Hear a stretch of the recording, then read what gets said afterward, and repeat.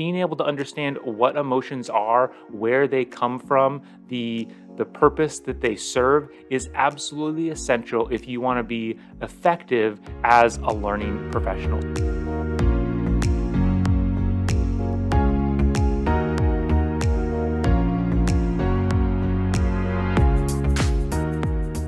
Hello, everyone, and welcome to the Practical Learning Professional. My name is Matt Jertson, founder and chief learning officer of Better Everyday Studios, and today I want to talk about one of the most impactful books that I have read in a very long time. It's not a traditional learning and development book by any means. I don't think it's going to be for sale on an ATD bookshelf or anything like that.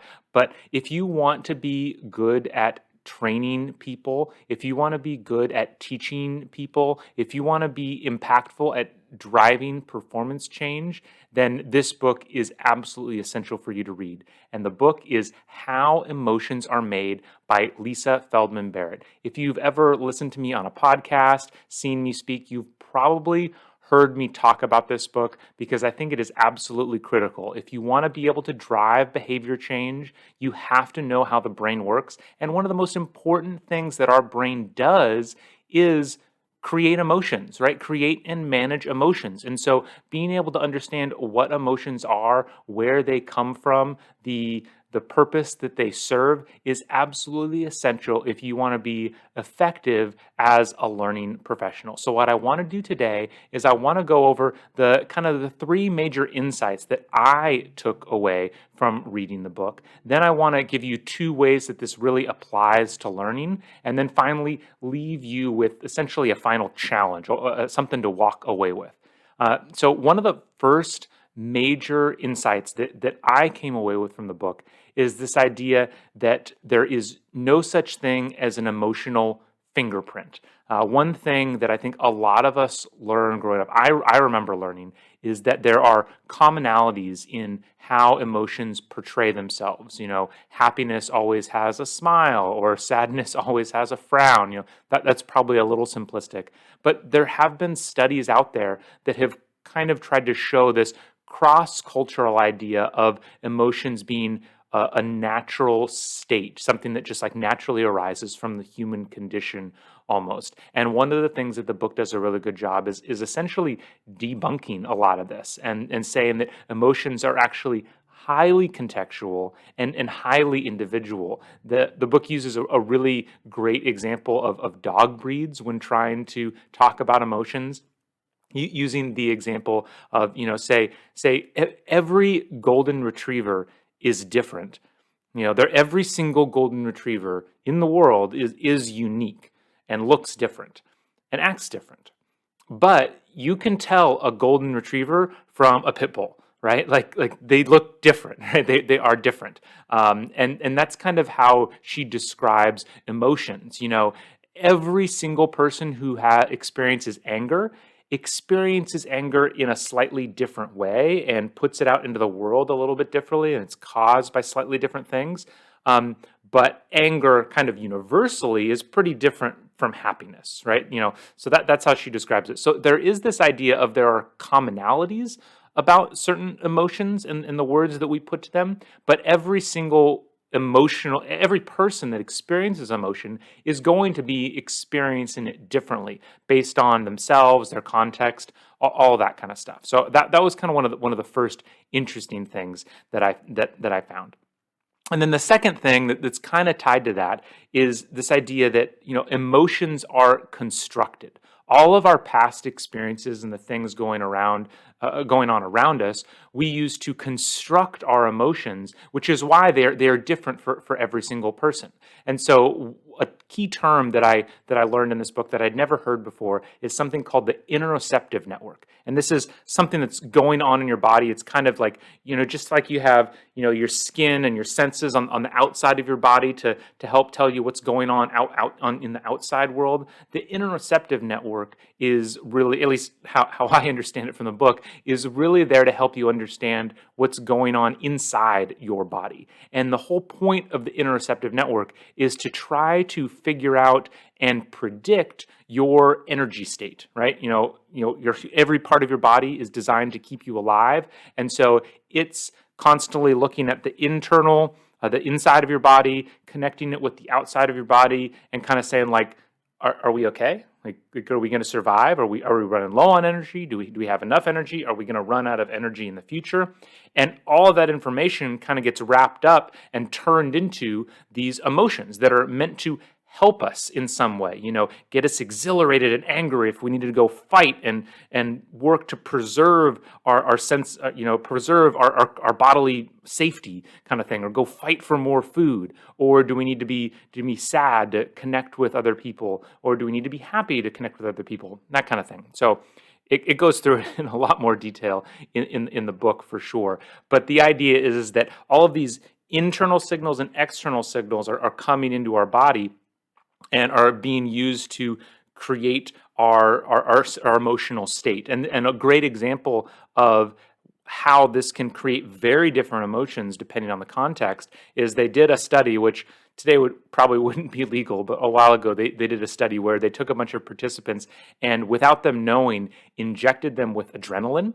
And depending on the context within that the person was in, it either caused them to get incredibly angry or incredibly excited, right? Like that raise in energy state went different directions depending on what was around them, right? And so all this stuff is going on, and that, inside and outside of you, and that's how your brain is constructing these emotions. She gave a great example of how you can, kind of know one thing but react a different way. And she told the story of, I think it was at her daughter's 12th birthday party or 14th birthday party.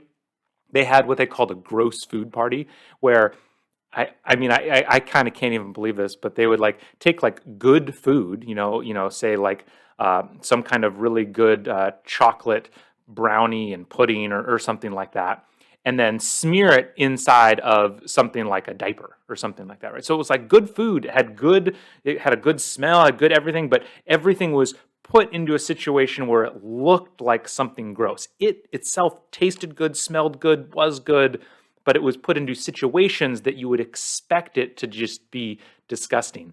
And almost no one could get themselves past their expectation, right? Your interoceptive network, your outside senses, what they're doing is constantly taking in this information and trying to predict the future. And then your emotion is kind of the end result of that prediction. And so the people at this party, they would just see it and they would like almost gag. They couldn't get past it because of that prediction. Many of them, when they would taste it, it would taste a different way. And there's similar examples of this where they've done taste tests of drinks and the taste was not changed, but the color was changed, and it would taste different to people. And that's all your brain kind of like doing this, using this amazing ability of predicting what it's going to see in the future or what it's going to experience in the future. So that's kind of all what's going on inside of you, which I thought was pretty amazing. And that's how these emotions are constructed.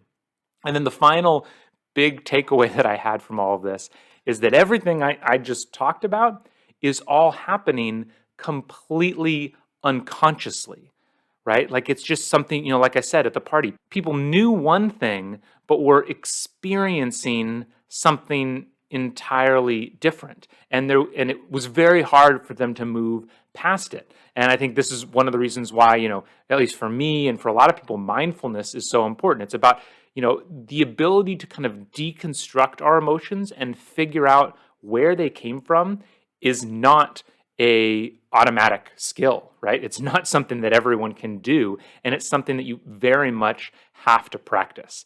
There's a lot of other great stuff in the book, but I think those were the three key takeaways that I had of this idea that emotion is not a universal experience, that it is different for every single person. It is that way. Emotions are individual because they are constructed unconsciously based on our past experiences and our body and brain trying to use those experiences and the senses that we have around us to predict what's going to be happening in the future. And then we kind of turn that into an emotion. And then the fact that all of this is happening subconsciously. I think all that's pretty amazing. Okay, so that's kind of my takeaway from the book. What does this matter for learning? Why is this important? Well, I think one of the first things is that this book just does such a great job of breaking down what System 1 thinking is and how it works. If you're familiar with the idea of System 1 versus System 2 thinking from Daniel Kahneman, his book Thinking Fast and Slow, Malcolm Gladwell also talked a little bit about it in the book Blink. It's this idea that System 1 is the automatic stuff. It's just, you just know you can drive your car to work kind of unconsciously. Whereas System 2 thinking is, I have a new place to go that I've never been before. I have to think about how I am going to get there. That's System 2 thinking. And System 1, all the emotional stuff that the book talks about is all on that System 1 side. And so it does a really great job and gives lots of really great examples of how to kind of unpack that and understand it. And that's, just really critical because so much of our behavior is based on System 1 thinking. If you want to change behavior, you need to understand System 1 thinking. So I think that for me is one of the big takeaways that I got. And then the second major reason that this applies to learning is that what it tells us is that you really can't overstate the importance of context, right? I think especially in this day and age where we do a lot of off-the-shelf stuff, where we take something off the shelf and put it in our learning management system and give it to learners. So much of that is going to miss the mark because people are, if we're constantly looking at the world around us and trying to connect it to predict what we're going to see in the future, if I have never seen this course before, seen this material before, it's given to me in a language that is not native kind of to my business, to the company that I'm in, using different words and phrases, the person that's talking to me I've never met before. It's just highly unlikely that people are going to connect that experience with their lived experience, right? When everything about the situation is different, they're going to bucket it in a different category and kind of put it over there. And it's going to be highly unlikely that they're going to take that into their day-to-day life. And so building context into learning is just incredibly, incredibly important. And that was the second big thing that I really think this means for learning. And so then the final thing that I want to leave you with is kind of a question and a challenge of whether or not you are really taking advantage of what emotions have to offer with learning, right? Emotional situations are incredibly impactful. They're a really great way to kind of either turn people off, you can turn people off really quickly, or you can grab their attention right away. And since this is something that is deeply ingrained of all of us, simply because this is something that is happening unconsciously, it's a great opportunity for us when we are creating content. If we spend a little bit of time thinking about what's kind of the emotional hook here, what emotional reaction am I expecting, it's really going to supercharge your learning. So that's the challenge to you is are you really taking advantage of this? And what could you do to supercharge your learning through the use of emotion? So I highly recommend picking up the book. I'm going to link to the book in the comments below. I'm also going to link to a great interview with Lisa Feldman Barrett. If you don't have time to read the book, highly recommend listening to the interview because it was really, really great. And I hope to see you next time on The Practical Learning Professional. Hey, are you new to learning or struggling keeping up with the learning needs of your organization? If you find yourself in that position, I want to help out. So down in the description of this video, there's a link to schedule time with me where we can chat about kind of the challenges that you're having and seeing if there's any way that Better Everyday Studios could help you take your learning organization to the next level. I'd really love to hear from you. Even if we never do business, I just love talking to learning people like you. So please go down to the description below and click on the link, set up some time with me. I'd really love to chat.